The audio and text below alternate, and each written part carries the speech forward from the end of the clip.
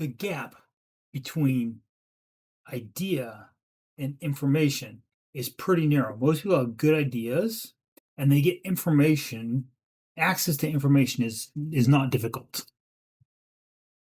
We're in the second quarter of the 21st century. Idea and information are close.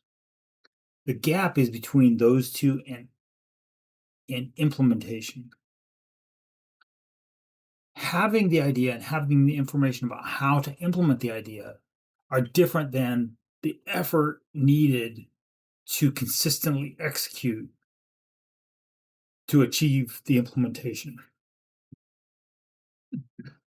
I talk a lot about business model six, or sorry, not business model six, step six of the 9 point marketing plan, or point six of the 9 point marketing plan.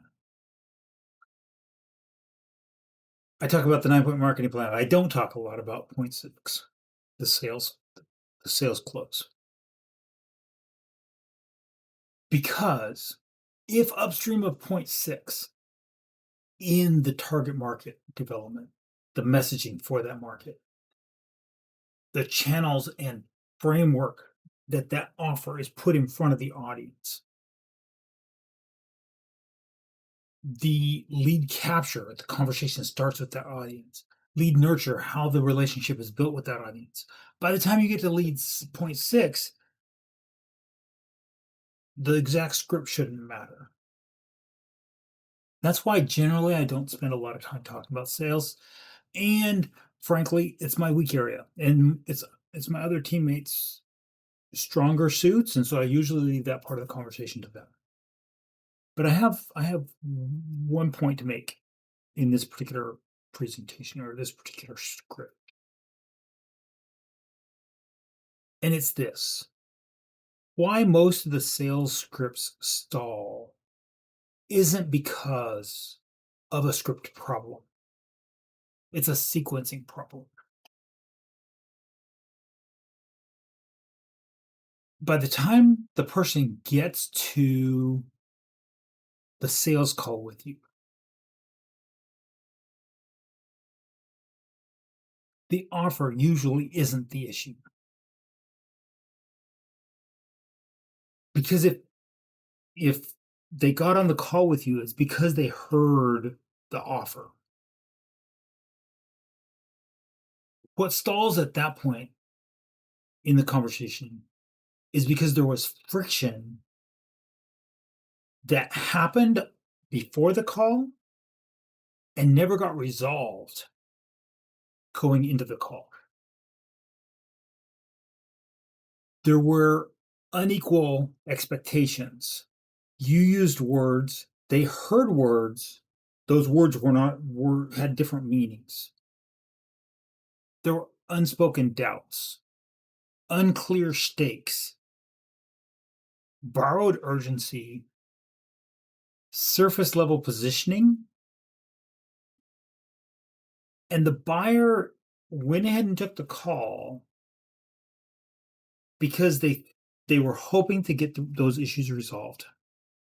But the issue came into the call with them.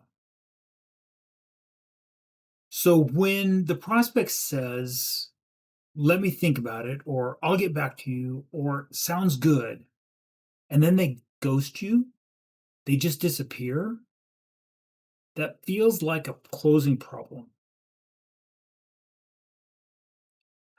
I'm suggesting that it's often a clarity.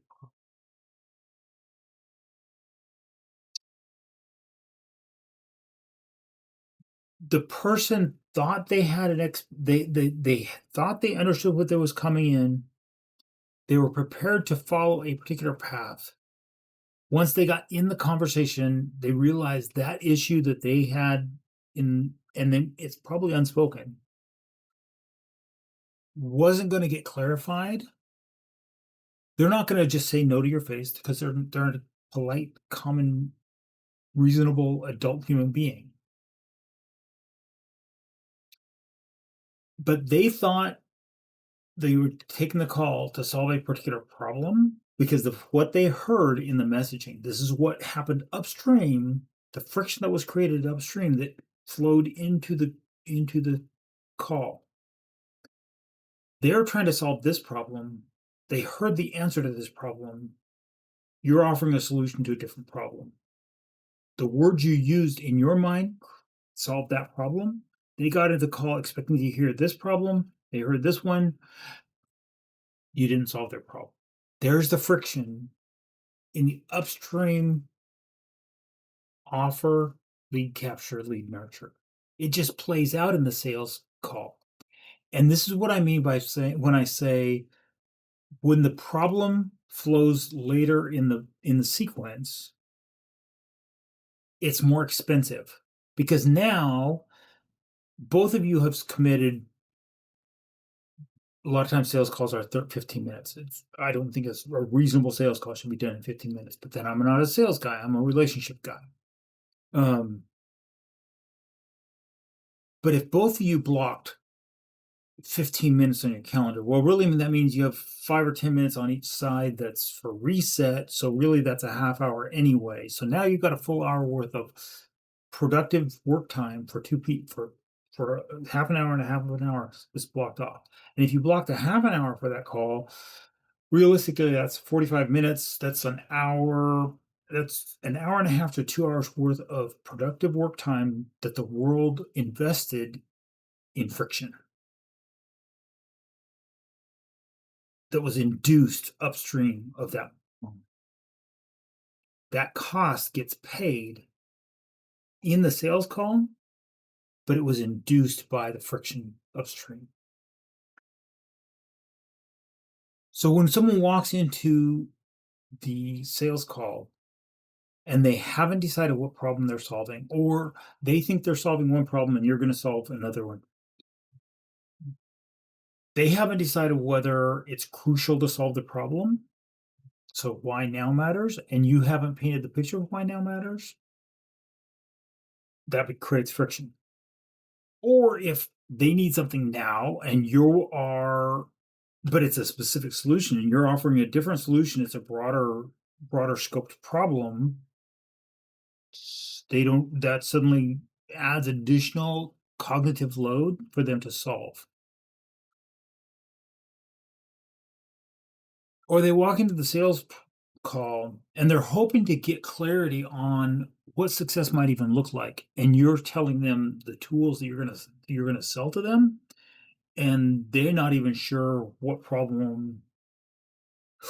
the scope of the solution might be. And they're trying to get they're still in the information gathering, going back to my earlier thing. Maybe all that they're doing is they're gathering information to clarify their idea. The point is no script in the world can manufacture conviction. The call doesn't stall because the selling person was bad at sales. They stalled because there weren't decisions made on both parts that were in alignment in steps 2, 4, and 5. If you fix the sequencing, the conversation in the sales call changes.